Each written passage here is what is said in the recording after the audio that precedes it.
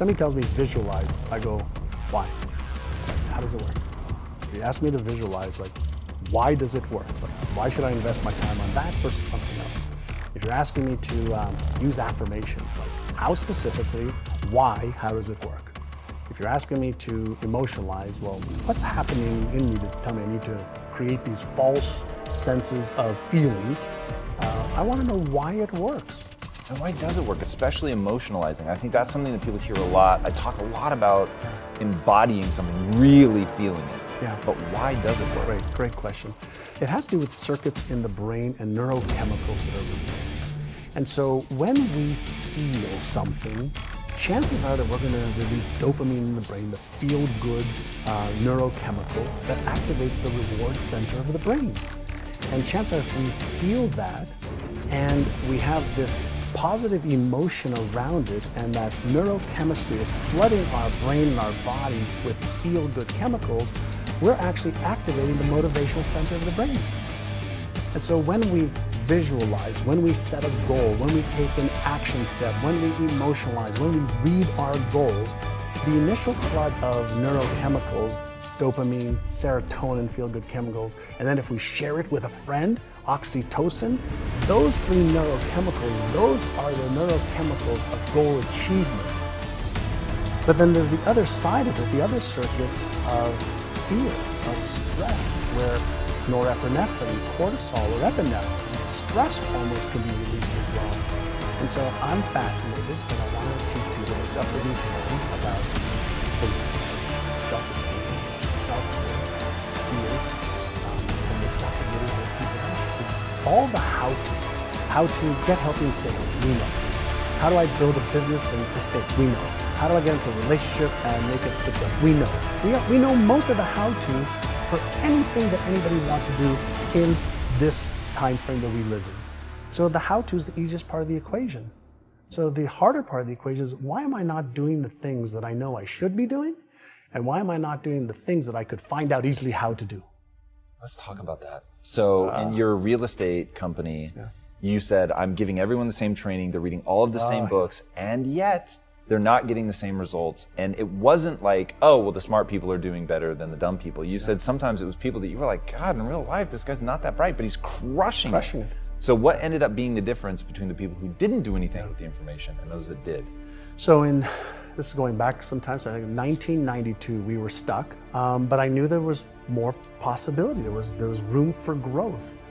And I wanted to figure out if the stuff that I did in the 80s when I was a kid, that broke free, would it work with some of my agents? And so we took 75 agents, randomly agents said, hey, do you want to get into a 6-month program to retrain your brain, your subconscious brain, around your beliefs about what is possible for you to achieve, around your habits of what you have to do in order to achieve that. And we focused on retraining their subconscious mind.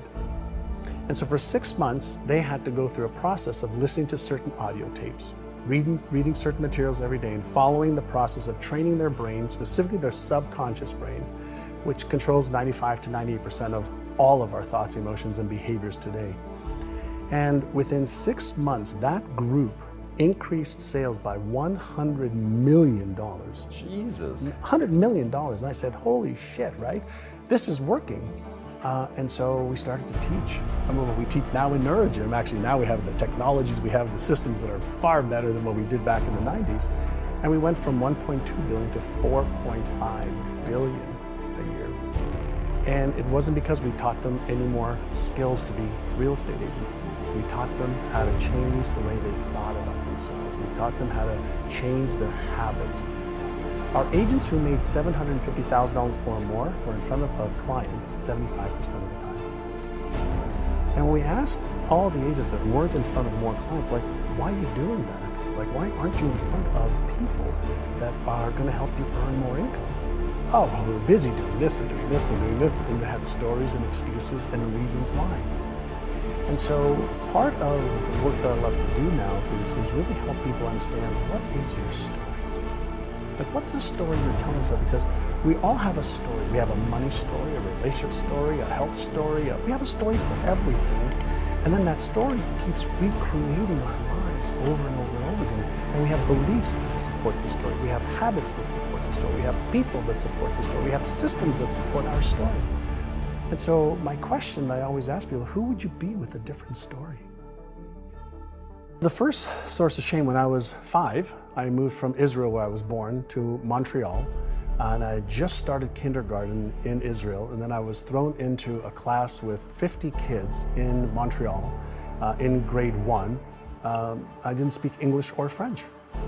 And so I felt stupid. I felt like I sat there, looking up at the ceilings, bugging the other kids, and was consistently reprimanded, consistently put in the principal's office. And then I was consistently brought to my knees with my parents. My father was physically abusive, which is challenging in itself, because words weren't a way that he communicated. Hands and feet were his way of communicating. And so when I did the wrong things, that was the punishment. And so I felt embarrassed that I wasn't smart enough, that I wasn't good enough, that I wasn't going to amount to much.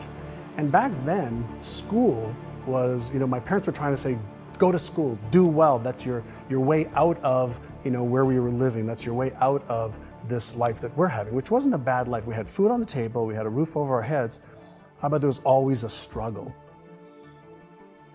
You've become this really extraordinary example of rewriting your story. How did you get out from under the story that you would have had to have been forming if your father was abusive? I know a lot of people are watching this right now. They are stuck in a story, man. Like something happened to them as kids or whatever's happening to them now. They don't know how to get out from under that story and could never conceive of having a beautiful relationship, that they've re-explored and reimagined. Yeah. When I was in my 20s, one of the things that Alan put me on a path to was personal development. Read a book a month, go to events, listen to cassette tapes back then of motivational stuff for motivation, for inspiration, for strategies, for tactics of what to do to raise your level of skill and knowledge. So I went to this event and I brought up this challenge that I had with my father. And the instructor said, when are you going to forgive him? I said, never. I'm never going to forgive him. Forgive him. There's so much pain. And the instructor said, well, if you're never going to forgive him, then you're the one taking the poison pill, hoping he's going to die or he's going to be affected. He says, you don't forgive him for him. You forgive him so you can move on. And I was like, aha, number one. And then he said, why don't you ask your father why he did it? Why was he like that? And so when I mustered up enough courage on the phone with my father, I said, Dad, how come you've never said I love you? He says, well, my father never said he loved me. That's not what a man says. But you say it to my sister. He says, well, it's okay to say it to a girl or to a woman. He said, why did you hit me so much? Why did you? He says, because you were being a bad boy. I said, but why didn't you talk to me? Why didn't you just talk? And he says, well, because my father hit me too. I had to put you in your place. I had to teach you the right way to stop the behavior. And it was at that moment that I realized he just didn't know better. That's what he learned, was the process to try and help me. It took 3 years. I used to call him every week. I started telling him, I love you, Dad. Hang up. I love you, Dad. Hang up. I love you, Dad. Hang up. Then one day he says to me, I love you too, boy. And then he has never not said I love you to me, my brother, or my sister since then. On my epitaphs, he lived, he loved, he gave. I always thought that there's a way that I could somehow use my life in a way that I can make somebody else's life a little bit easier to live, either through knowledge, understanding, or love, or process. Then my life's so fun, how to make a difference. I'm one of the people that doesn't believe that there's anything wrong in the world. Everything is unfolding exactly as it should.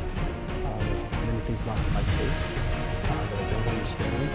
But I just want to make the journey as good as I can for as many people as